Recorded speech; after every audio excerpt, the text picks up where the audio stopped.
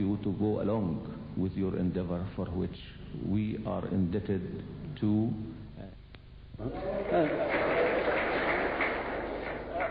I would just remind me of a couple of things to mention. The Qur'an is also often called by the description of Majid, and Majid is not that far from what you might say is amazing. I mean, it is glorious, it is surprising, and the revelation too is spoken of in one ayah. It says to the Prophet, when it is revealed to you, it says Ajibta. It says, you marvel, you're amazed.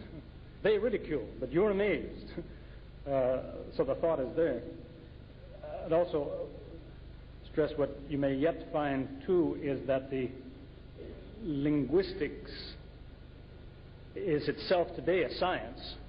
So the surprising aspects of the linguistics are still a scientific thing to point out to people, because the Arabic language today is a problem for people because it hasn't changed in all these centuries. It's borrowed a lot of words from someplace, but the Arabic is still preserved, due largely, I suppose, to the Qur'an. But that in itself is a problem for the linguist. No other language does that. It evolves in time.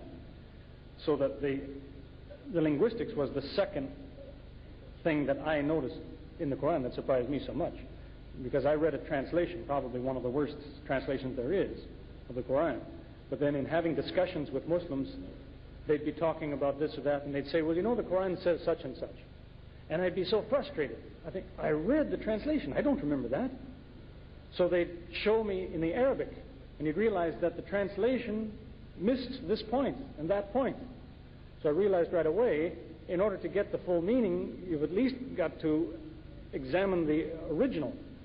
And so much is missing very often in translations. And some really remarkable things. They are virtually, well, it'll take me too far off the track, but that's what led to a lot of interesting developments. You had questions there? It's asking for some elaboration on where this wall of Dhul Qarnayn is it true that the Yajuj are the Russians?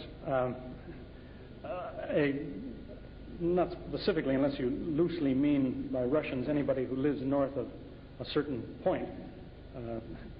Then it may well be this is Yajuj and Majuj. But Derbent is in the Soviet Union, but not in the Russian part of the Soviet Union. It's in the south part. And in fact, there are two cities called Derbent, but where you find the so-called Wall of Alexander is the description given in the Qur'an. Now, it's called Alexander's Wall because it used to be believed that Alexander the Great built it. That's now been disproved. Alexander didn't have anything to do with that wall. A lot of Muslims will tell you Dhul Qarnayn is Alexander the Great. It seems very doubtful, but maybe, but it seems doubtful. In any case, history will not now support that Alexander built Alexander's Wall, but it is the description according to the Qur'an, Derbent. Probably you could find in some encyclopedia under Alexander or Derbent more information about that.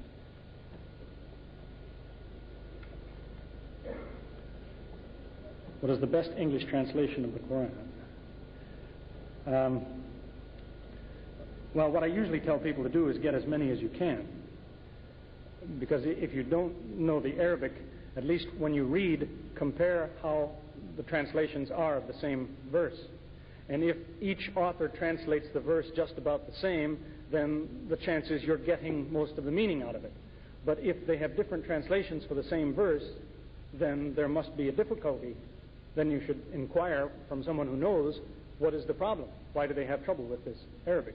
So if you have a lot of translations to compare, you can make some progress this way. The nicest reading one in English now is probably by Arbery. It's called The Qur'an Interpreted by Arthur J. Arbery.